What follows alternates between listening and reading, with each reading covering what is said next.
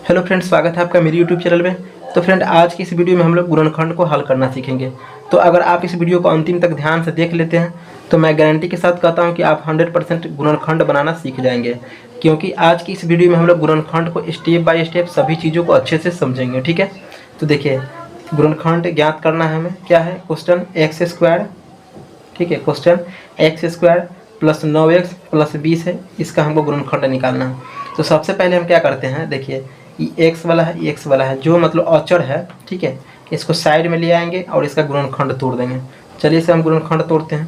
तो गुणनखंड कैसे तोड़ते हैं? इस तरीके से तोड़ते हैं। 20 है तो 2 बार टूटेगा, 10, फिर 2 से लगेगा 5। ठीक है, देखिए 2 दूना 4 गुना 5, मतलब ये कि आपको दो मान इस गुणनखंड, जैसे कि हम 20 का तोड़े हैं 2 गुना 2, इस तरीके से, मतलब कि इसमें से कोई दो मान इस तरीके से सेट करना है कि जिसको जोड़ने पर इसके बराबर आना चाहिए और गुना करने पर इसके बराबर आना चाहिए। ठीक है, तो देखिए, तो इसमें आप 4 का गुना 5 से करेंगे तो 2 दूना 4 गुना 5, मतलब 4 गुना 5 करेंगे तो कितना आ रहा है? 20 आ रहा है। गुना करने पर इसके बराबर, और 4 और 5 को जोड़ेंगे तो कितना आ रहा है? इतना आ रहा है। मतलब गुणनखंड का नियम होता है कि जो भी यहाँ पे अचर पद है इसका गुणनखंड तोड़ दीजिए। ठीक, उसको तोड़ने के बाद इसी में से आपको दो मान ऐसा सेट करना है कि जिसको गुना करने पर इतना आना चाहिए और जोड़ने पर इतना आना चाहिए। तो चलिए हम 4 को लेंगे और 5 को लेंगे। ठीक है, 4 और 5 को जोड़ेंगे तो 9 आएगा, 4 पंचे 20 होगा। ठीक है, चलिए इसको हम हल करते हैं। तो ये एक्स स्क्वायर है तो एक्स स्क्वायर लिखेंगे। ठीक है, प्लस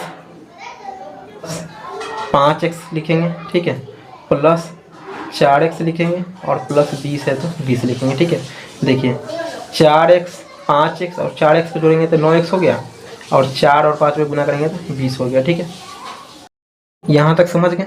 अब हम क्या करेंगे, इसको दो पार्ट में बांट लेंगे। ठीक है, आपको समझने के लिए हम दो पार्ट में बांट देते हैं।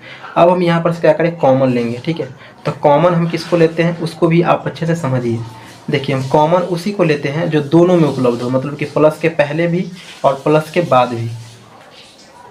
तो देखिए इसमें 5 है। ठीक है, लेकिन 5 का कोई और गुणनखंड इसमें नहीं है, लेकिन x का गुणनखंड इसमें भी है, x का गुणनखंड इसमें भी है। तो हम x क्या करेंगे, कॉमन लेंगे। ठीक है, तो एक्स स्क्वायर है, मतलब एक्स स्क्वायर है, तो देखिए एक्स स्क्वायर है तो एक्स स्क्वायर का मतलब क्या होता है? एक्स गुना एक्स होता है। ठीक है, एक्स स्क्वायर का मतलब एक्स गुना एक्स। तो देखिए एक्स स्क्वायर है तो एगो एक्स बाहर चला गया तो एगो एक्स अंदर हो जाएगा। अब प्लस है तो प्लस। ठीक है, ई एक्स से ई एक्स कट गया, अंदर क्या बचा? 5। ठीक है, बंद कर देंगे। अब देखिए ये प्लस का 4 हो गया। देखिए, ठीक है, ये प्लस है तो प्लस। ठीक है, अब हमको देखना है कि इसमें से क्या कॉमन है। देखिए x का कटने वाला, मतलब x का उभयनिष्ठ गुणनखंड कहिए या x का कटने वाला कहिए। x का कटने वाला इसमें है लेकिन इसमें नहीं है, तो हम x कॉमन ले लेंगे। ठीक है, सॉरी, x नहीं कॉमन लेंगे, क्योंकि दोनों में कटने वाला रहेगा तभी तो हम x कॉमन लेंगे। हम क्या करेंगे, 4 कॉमन लेंगे, क्योंकि 4 से विभाजित होने वाला इसमें भी है। ठीक है, 4 से विभाजित होने वाला इसमें है, तो हम 4 कॉमन ले लिए। तो देखिए 4x था तो 4 तो बाहर चला गया, अंदर सिर्फ क्या बचेगा? x बच जाएगा। ठीक है, ये प्लस है तो प्लस। अब ये देखिए 4 से कितना बार में कटता है? 4 से कितना बार में कटता है? 5 बार में। 4 पंचे 20, 5 बार में। ठीक है, तो 5 लिख दिए। ये हो गया, यहाँ तक आप समझ गए। और फिर क्या करना है, ई दो का बदला एगो लिख लेना है, x प्लस 5 हो गया। ठीक है, ये हो गया। अब क्या करना है, ये x, ये प्लस 4 है, एगो यहाँ लिख लेंगे x प्लस 4। ठीक है, तो ये आपका फाइनली गुणनखंड सॉल्व हो गया। ठीक है, तो अब इसी तरीके से किसी भी गुणनखंड को आप अच्छे से सॉल्व कर देंगे।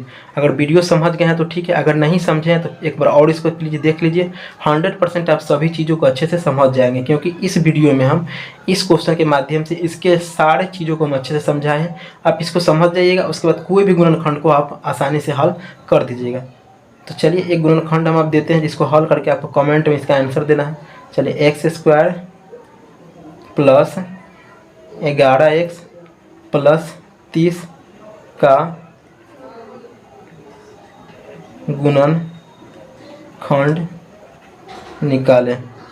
मतलब सीधी सी बात, x square plus 11x plus 30 का गुणनखंड निकाल के उसका आंसर आप कमेंट बॉक्स में दे दीजिएगा।